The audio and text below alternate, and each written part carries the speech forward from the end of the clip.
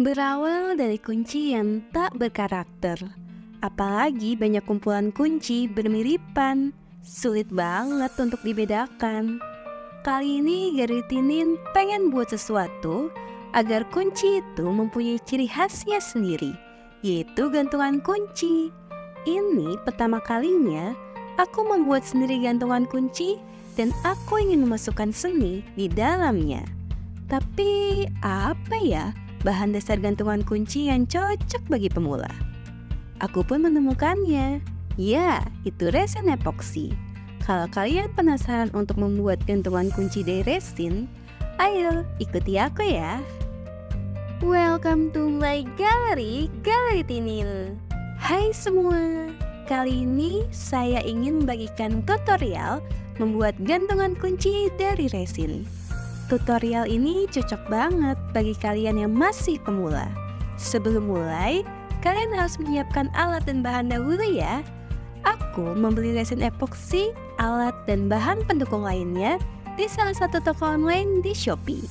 Untuk link pembeliannya, aku share di deskripsi YouTube ya. Berikut ini adalah bahan dan alat untuk membuat gantungan kunci dari resin.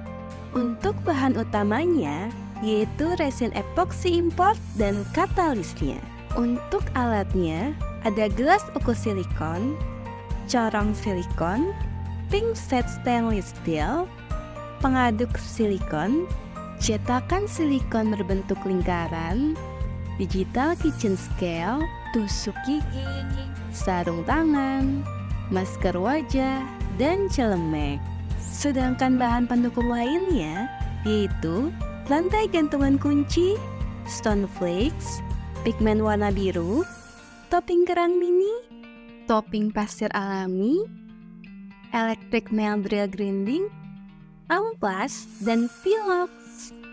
Jika alat dan bahan sudah siap, mari kita mulai membuat gantungan kunci dari resin. Pertama, tentukan bentuk dan tema gantungan kunci resin yang mau kita bikin. Kali ini aku membuat resin bertema bawah laut dan bentuk cetakan resinnya adalah lingkaran. Jadi, aku mendesain di dasar lautnya ada pasir coklat dan terdapat satu kerang di atas pasir itu yang menggema dan memancarkan cahaya keemasannya di laut yang biru. Semoga desainku ini dapat diterapkan di cetakan resinnya ya. Kedua, gunakan sarung tangan dan celemek agar tangan dan baju kita tidak kotor dan lengket karena terkena resin. Gunakan pula masker agar kalian tidak terganggu dengan bau resin. Ketiga, letakkan gelas ukur silikon di atas timbangan digital kitchen scale. Lalu tuang resin epoksi import ke dalam gelas ukur itu. Resin epoksi adalah jenis resin yang dibuat dengan menggunakan bahan kimia dan bisa mengeras dalam waktu lambat. Jumlah gram resin yang dituang disesuaikan dengan volume cetakannya sendiri. Karena cetakan yang saya gunakan kecil, maka saya memasukkan resin kira-kira sebanyak 3 gram ke dalam gelas ukur itu. Keempat, campurkan cairan hardener ke dalam resin yang ada di gelas ukur itu. Untuk resin dan hardener yang aku beli, terdapat keterangan perbandingan resin dan hardener adalah 3:1. Jadi apabila resin yang saya tuang 3 gram, maka hardener yang harus saya tuang yaitu 3/3, sama dengan 1 gram. Cairan hardener ini berfungsi untuk membantu mengeraskan campuran resin saat didiamkan. Kelima, aduk campuran resin dan hardener tadi secara perlahan menggunakan spatula silikon selama 5 menit. Mengapa perlahan? Karena saat mengaduk campuran resin dan hardener dapat menimbulkan bubble atau gelembung udara yang dapat menyebabkan hasil cetakan resin kita sesudah kering memiliki rongga-rongga kecil di dalamnya. Ini mengganggu keestetikan dari cetakan resin itu sendiri. Oleh karena itu, untuk meminimalkan bubble, sebaiknya kita mengaduk secara perlahan ya. Keenam, teteskan pewarna dengan warna yang diinginkan ke campuran resin tersebut.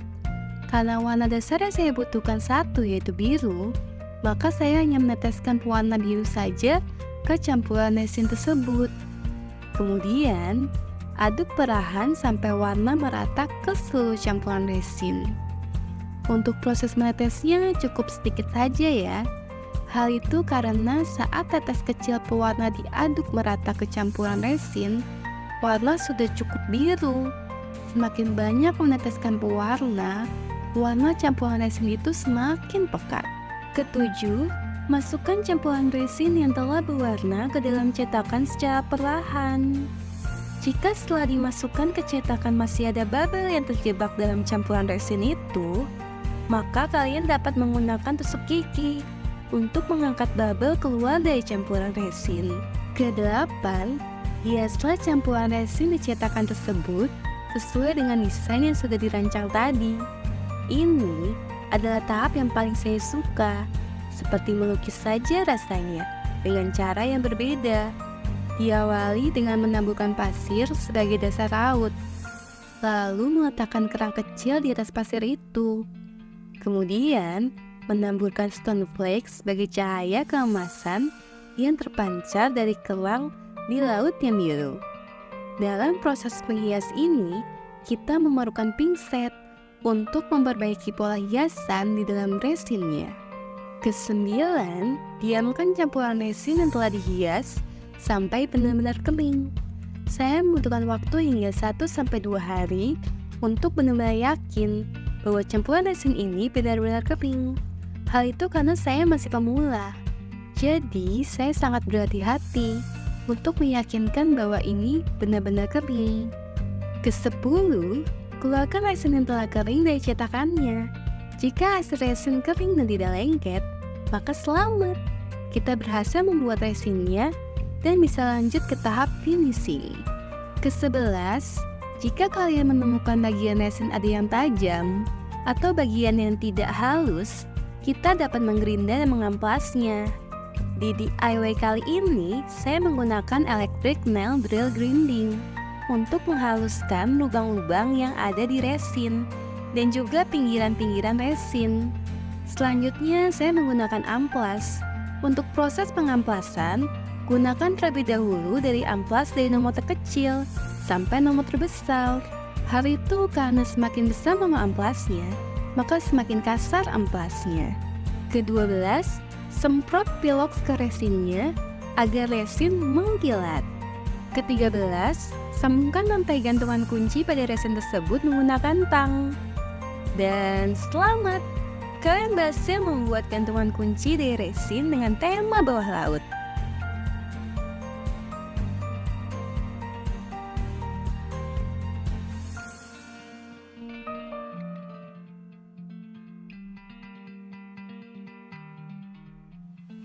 Aku pun mencoba memasangkan gantungan kunci itu pada kunciku perlahan.